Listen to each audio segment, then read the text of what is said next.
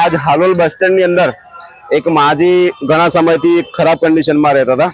તમે જોઈ શકો છો કે એમની હાલાત કેવી છે. અત્યારે એક ધાબળામાં રહી રહ્યા છે, શક્તિ આવી ગયેલી છે અને એક ખરાબ જિંદગી જીવી શકે છે. ત્યાંના સ્થાનિક એવા વિનોદભાઈએ મને કોલ કર્યો હતો કે એક બસ સ્ટેન્ડ ની અંદર એક માજી આવી બિનવારસી હાલતમાં રહે છે, કોઈ ખરાબ કન્ડિશનમાં રહે છે. તો એ જાણીશું એ માજીને કેવી રીતે જાણે છે અને કેટલા સમયથી આ માજી બસ સ્ટેન્ડમાં રહે છે. કેટલા સમયથી બસ સ્ટેન્ડમાં હતો? ખાસા દિવસથી અહીં જોઉં છું અને એમને કોઈ એને જોવા બી નહીં આવતો અને ખવડાવવા પીવડાવવા કોઈ નહીં આવતો. અમારા સોનલ બેન છે, આ બેન છે, બધા આપે છે ખવડાવવા નિર્ણય. એને આ એના લુગડા બી એને ગમે તે એને ઊંઘવા માટે આપેલા છે. ઠંડ બી બહુ પડે છે એમના માટે બી એને બધા આલીએ છે, લેકિન એમને એને કોઈ એના આગળ પાછળ જોવા માટે કોઈ નથી. તો આપણે એને માનવ રીતે એને બધા એને ભેગા થઈને એના કદમ ઉઠાવી એમને ત્યાં એને મૂકીને એના સારી રીતે રહે અને સારી જિંદગી જીવી શકે એવી રીતે અમે લોકો એને કોશિશ કરી છે. આગળ એના થોડું એમનું સારું થાય. ખૂબ ખૂબ આભાર વિનોદભાઈ નો કે તમારા એક કોલથી કોઈ માણસની જિંદગીમાં નવો બદલાવ આવતો હોય, એક નવી જિંદગી જીવવાની શરૂઆત કરે તો જરૂર આપણે એ કામ કરવું જોઈએ. માજીની હાલ કન્ડિશન બહુ ખરાબ છે.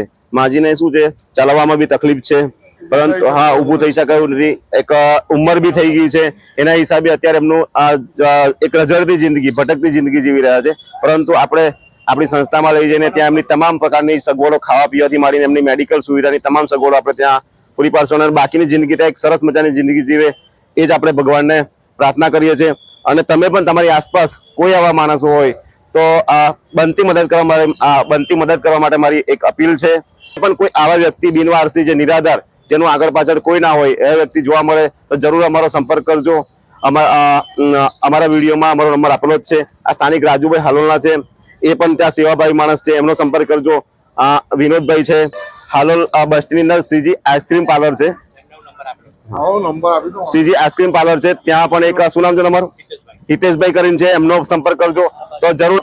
હા, શિવમભાઈ બેન છે, એમનો સંપર્ક કરજો. તમને ક્યારે પણ આવા બિનવાસી નિરાધાર માણસ જોવા મળે તો જરૂર શિવમ સોડા, શ્રીજી આઈસ્ક્રીમના જે છે એમનો કોન્ટેક્ટ કરજો. તો આપણે જરૂર ત્યાં આવીને એમની સેવામાં આપણે બનતી સેવા કરવા એક પ્રયત્ન કરીશું. અને આ જ પ્રમાણે આપણે દરેક જે જરૂરિયાત માણસ હોય એની આપણાથી બનતી સેવાનો એક આપણો લાભ લઈશું. અને આમ માજીને હાલ અમે આવ્યા ત્યારે થોડા માનવા રેડી નતા, પરંતુ આ બહેનોના સમજાવટથી અત્યારે હાલ રેડી થઈ ગયા છે. તો આવું છે ને માસી આશ્રમમાં આપણે હવે રેડી થઈ ગયા છે, રેડી તો થઈ ગયા છે. બધી સુવિધા મળશે, ખાવા પીવાનું રહેવાનું બધું મળશે. શું જોઈએ છે તમારે?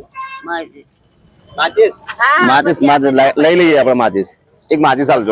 માચીસ ના અને બધું તમારે બધું લઈ આપે. હરગાવતા ફાવશે એમને માચીસ? તમે આરામથી ત્યાં રહેજો, ખાવાનું બધું મળશે.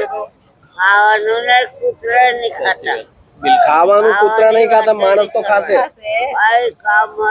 માજે પૈસા ભેગા કરેલા છે. તમારા જે બી પૈસા છે તમારા પાસે જ રહેશે. કોઈ પૈસા ભેગા કરેલા માસી ખાવાના પૈસા